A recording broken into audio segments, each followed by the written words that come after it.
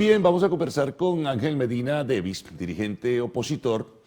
Bueno, estamos en un proceso bien interesante, intenso, aun cuando no se ha iniciado oficialmente la campaña electoral, hay una promoción de candidaturas, una movilización incluso de masas de los dirigentes del partido de gobierno y sus aliados y también de la oposición, cada uno por su lado, ¿no? Entonces, en ese sentido, vamos a tratar de aproximarnos y ver un poquito, en este caso con la óptica de Ángel Medina, cómo están viendo las cosas, cuál es la percepción que tienen, qué piensan de lo que puede ocurrir. Hay momentos de repente de incertidumbre de aquí al 28 de julio. Así que bueno, bienvenido Ángel y entremos en detalles, porque aquí pasaríamos mucho tiempo hablando de tantas cosas. Saludos Carlos y saludos a todos los que nos ven. Bueno, básicamente estamos en una carrera presidencial, que es una carrera presidencial que no estaba exenta de obstáculos. Esto ha sido un obstáculo tras otro desde hace al menos 8 meses para acá.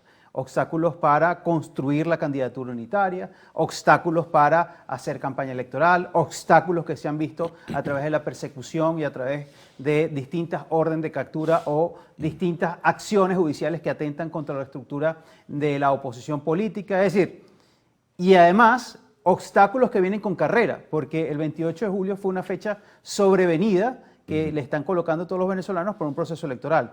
Pero sobre todo eso, ha sido unos meses donde lo que se ha demostrado es la resiliencia democrática de los venezolanos y de nosotros como dirigentes políticos. ¿Por qué? Porque frente a cada obstáculo hemos logrado superar las cosas que nos han planteado. Frente a cada esquema de limitación hemos logrado buscar caminos para avanzar y para poder brindarle a los venezolanos de cara al 28 de julio una opción. Y esa opción está representada, en el caso nuestro, en Edmundo González como el candidato unitario. Así que lo que quedan son semanas, quizás no estamos hablando ni siquiera de meses, sino semanas para que los venezolanos tengan la oportunidad de decidir. Ahora, en este recorrido que todavía no se formaliza con el inicio de la campaña, Ángel, ha habido una serie de señalamientos, de cuestionamientos, de advertencias de parte del sector oficial, iniciativas que se han tomado, como tú bien reseñabas. Eso nos puede conducir a que esto nos invita a presentar varios escenarios. ¿Qué puede pasar de aquí al 28 de julio? Advertencia pública de dirigentes del sector oficial sobre el tema de la tarjeta de la Mesa de la Unidad Democrática, que fue la postulante de González Urrutia. Bueno, pueden pasar cosas, ¿no? Mira, la verdad ¿O son es que solo especulaciones o conjeturas? en el caso de lo que estamos viviendo, aquí no puede haber especulaciones, aquí lo que tiene que haber es construcción de escenarios. Por ejemplo, te coloco algo que no es una especulación, sino es un hecho cierto. El día de ayer ya se está planteando la idea de desechar la observación internacional de la Unión Europea. Un tema que le hace daño a la democracia, un tema que le hace daño al proceso electoral, pero además un tema que quizás lo que está estratégicamente buscando es la abstención, que nos abstengamos, que no querramos votar, que no tenga ningún sentido. Yo creo que primero, eso ha sido un debate que ya superamos en la oposición y ha superado el país.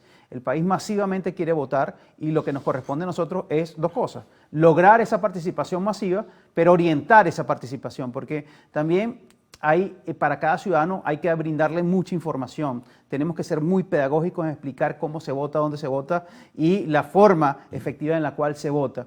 Y después, organización. Yo creo que esos dos elementos, una votación masiva y una organización electoral con presencia efectiva en las 56.000 mesas que existen en Venezuela aproximadamente, creo que es lo que va a permitir, 29.000 mesas que existen en Venezuela, creo que es lo que va a permitir efectivamente tener y consolidar un esquema electoral que nos permite el triunfo. Claro, ahora sobre escenarios como el que te planteaba, que no son ocultos, se han expresado en forma pública, se maneja a veces el tema de la tarjeta electoral de la MUD, la incertidumbre, voceros del partido de gobierno han hecho algunos señalamientos en ese sentido. También se ha hablado mucho otro escenario, que es un escenario de perturbación, a lo mejor tal vez una situación que algunos denominan o pudieran calificar de prebélica, que invitaría a que surja una situación de emergencia y se suspende el proceso. ¿Esos escenarios, o por esos escenarios se han pasado ustedes? Es que, es el sinsentido del cual que estamos viviendo en Venezuela. Presentar escenarios que pueden ser posibles en este momento en Venezuela te da cuenta de la magnitud de la crisis que tiene el país. O sea, escenarios donde se limita la posibilidad de que haya un proceso electoral, que es lo que todos los venezolanos quieren. Pero eso no depende de nosotros. De nosotros depende tener mayor resiliencia si eso llegara a pasar. Lo que existe hasta ahora es un proceso de un calendario electoral que está corriendo, unas semanas que quedan para el 28 de julio, unos actos electorales que se tienen que dar, una organización política que tiene que estar presente en todas las mesas, un proceso de pedagogía electoral que tenemos que avanzar en este momento y lo que tenemos en marcha en este momento, frente a que pase, a menos que pasen otras cosas, lo que tenemos en marcha es un proceso político electoral en el cual nosotros estamos muy decididos a seguir avanzando. Pero el hecho en sí tú lo mencionas, Ángel, que es el 28 de julio, ustedes tienen que tener cobertura, ¿no?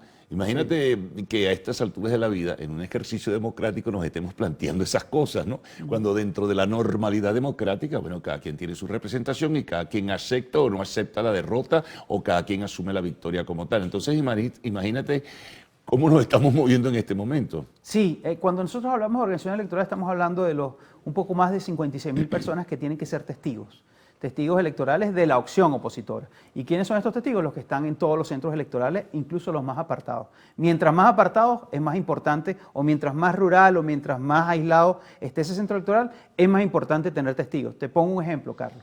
Por ejemplo, en este momento, alrededor de 9 millones de electores están agrupados en centros electorales de 1 o 2 mesas en todo el país. Hay que tener testigos, hay que tener gente que esté presente en ese proceso. Bueno, hay testigo que tener y compromiso, Ángel, porque una cosa es que alguien te diga, bueno, ok, yo lo voy a subir y el día, ya sea por la razón que fuese, decide no asistir. Entonces quedan desguarnecidas esas coberturas. Eso forma parte de la consolidación de la organización electoral y tener gente realmente comprometida, que yo creo que la hay, como el país que está comprometido con buscar un cambio. Bueno, vamos a hacer una pausa y vamos a regresar para seguir conversando contigo. Estamos con Ángel Medina Davis, dirigente opositor.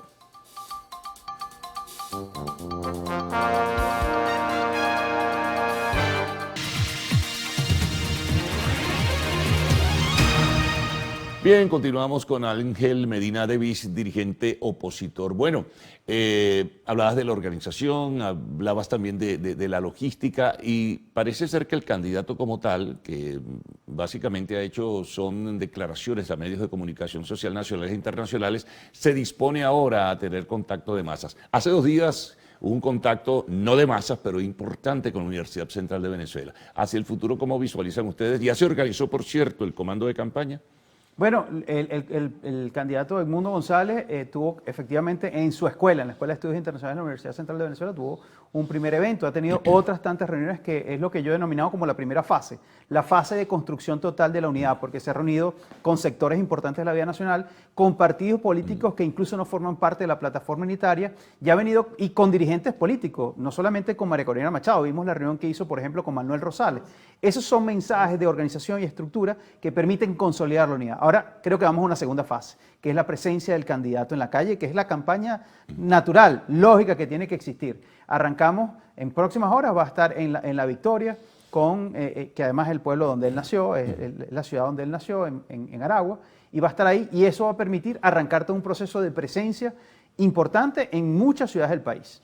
Ahora, estos señalamientos que hacen los adversarios de la candidatura, en este caso fundamentalmente al oficialismo, de acusarle de candidato del imperio, de ser un títere, de ser un alter ego de María Corina Machado, ahora ha insistido el dirigente Diosdado Cabello que está enfermo, que él tiene información de que está débil física y mentalmente. Eso hace mella, eso está haciendo mella en la gente. ¿Tú crees que tenga un impacto importante, que es el candidato que promovió junto a otros las sanciones, todas esas cosas, cómo pueden llegar a un colectivo? Y agregarte además que ahora también es el candidato que provocó las guerras civiles en Centroamérica. O sea, esto forma parte de la campaña, además muy baja, porque es una campaña de descalificación a una candidatura que no hayan cómo entrarle para descalificarla. Porque la verdad es que al final Edmundo González forma parte de un gran consenso político que se logró luego de superar muchísimos obstáculos, como te lo dije al comienzo. Ha habido muchísimos obstáculos y Edmundo González, que apareció como figura para resguardar la tarjeta de la unidad, terminó construyéndose o convirtiéndose en el candidato a la unidad. Ahora, ¿qué le pueden achacar a él? Que ha sido un hombre que se ha dedicado a construir la unidad y en la Mesa de Unidad Democrática. ¿Qué le pueden achacar a él? Que tiene una carrera diplomática y que ha representado a Venezuela en distintas delegaciones, en distintas misiones diplomáticas en el mundo. ¿Qué le pueden achacar a él? Que es un hombre que busca el consenso y que en toda su carrera diplomática siempre ha buscado construir acuerdos entre las partes. O sea, Él habla mucho de reconciliación, por lo que he podido leer, ¿no? Sí. En ese sentido, incluso reconciliación con el chavismo. Ha dicho que está dispuesto a reunirse con Maduro. ¿Eso lo hace con asideros o simplemente es un simple efecto discursivo? No, yo creo que eso se hace porque tú estás chocando con una realidad. ¿Cuál es la realidad? El 28 de julio hay elecciones, pero la instalación de un nuevo gobierno va a darse 6 meses después. el 10 de Eso- enero del eso es 2025. algo que no...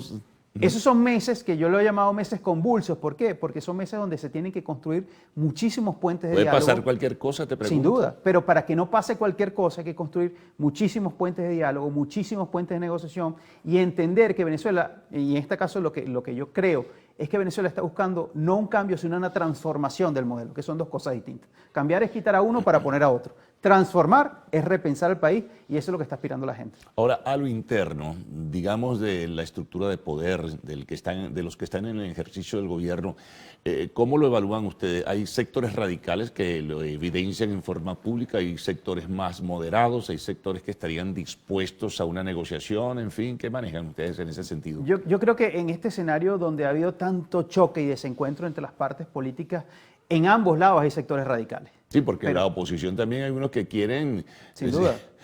Oye, Sin duda, en ambos lados hay sectores radicales.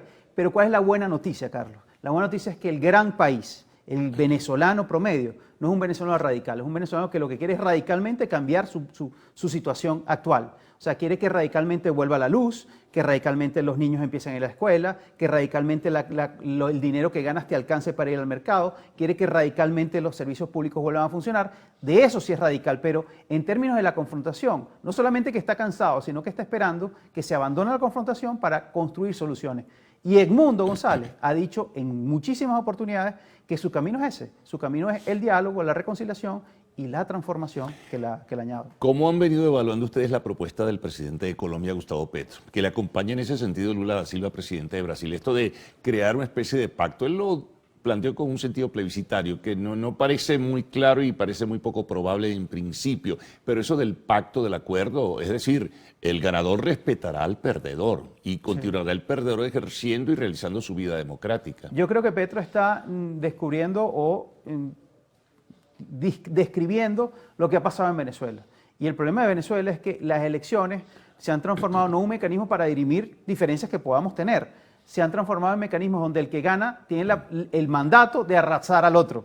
Y yo creo que ese es el gran problema que tiene Venezuela en términos electorales y por eso es que hablo de transformar, que las elecciones no puedan ser un esquema para el que gana, si sea por un voto, tenga la licencia para acabar con el otro. No, se trata de construir un camino que permita resolver las diferencias y que lo haga de manera democrática. Una última pregunta, Ángel. En el supuesto que ganara González Urrutia y ese tránsito de 6 meses y mucho más, incluso después del 10 de enero, las instituciones permanecerán en manos de quienes están en el ejercicio del poder. Se han planteado evidentemente ustedes ese escenario y qué han discutido alrededor de ello. Mira, lo primero es que va a haber una expresión de soberanía nacional. Los venezolanos votando masivamente van a decidir cuál es el camino. Y nos corresponde a nosotros defender ese camino, pero además hacer que ese camino sea en paz y sea lo más constructivo e institucional posible.